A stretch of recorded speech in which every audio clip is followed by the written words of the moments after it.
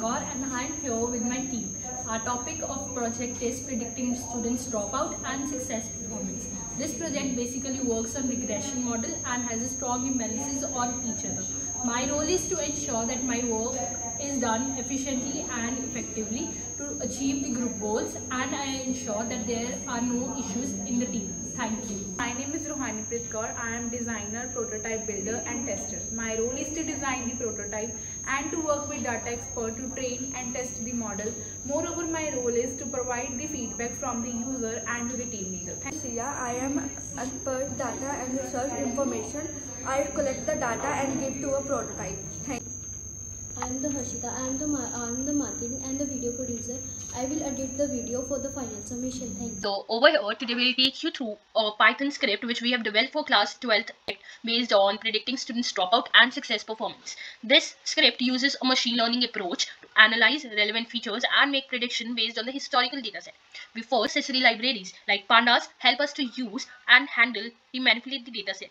Sklearn provides tools for machine learning, and matplotlib is used for visualization. But before that, we are importing numpy, which is used for numerical value. We have done this importing of libraries. We are now going to use our dataset. This loading of dataset from a CSV file is from Taggle, and we are using it just to train and test. Remember, though we have done this taking or extracting a data through coding, and this was the output that came putting forth. Now we have the encoded strings. Encoded strings are used for creating those string values into numbers or numerical values so that when it out, it gives us an accurate number. For example, from dropout, enrolled and graduate point of view, we have different numbers which were then turned into 1 0 1 0 0 or matplotlib as already. And matplotlib is used for plotting of data, and C1 is used for evaluating a data set. Next up, we have over here we have done this into a form of data. We have formed this data into a part of the plot into a graphical form, which was this as shown. Numbers are not well clear, but I'm sure this is what our data is around. A machine is now learning onto it. This is what a heat map is. This is a heat map that will show us what it talks about.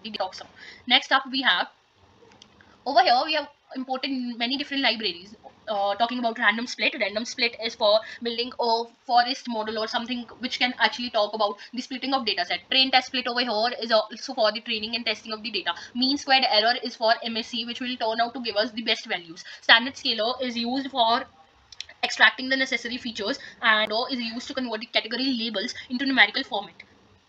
Right, we have imported this standard scalar, so now we are going to give it to the machine learning so that it gives out a balanced information, whether it is false or true. If it is of high core, it will give us false, and if it is a scale, it will give us a true value. Now over here we have used a targeted column, which is target dropout or target graduates, so that we can understand what our dropout and graduates are. Basically, our data set works on dropout and success performance, whether that student or whether that child is doing a dropout or is a successful graduate from a particular university. We took it for testing our data. Over here we took a random state of 42, and for test size we took it 0.2, so that our data into training gets more and testing it's equal to the level of training. Our testing model will give us the accurate answer when the data set is into a large amount, and that's when we are using it. Over here we have even converted the values into float, so that even when we are not able to convert string values into float, so that this is what we are doing it, right?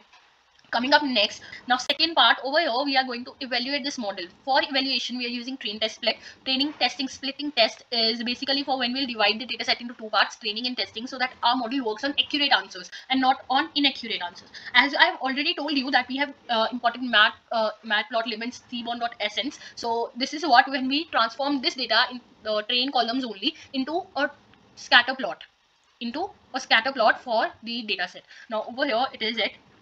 So when we move forward, so this is our data. The libraries over here are these: age at enrollment. The first one is over here talking about age at enrollment. Now when you column it, these are the multiple sources of data that are used. These are the scatters that we are using, which will tell us whether that age enrollment is what. Next is application mode.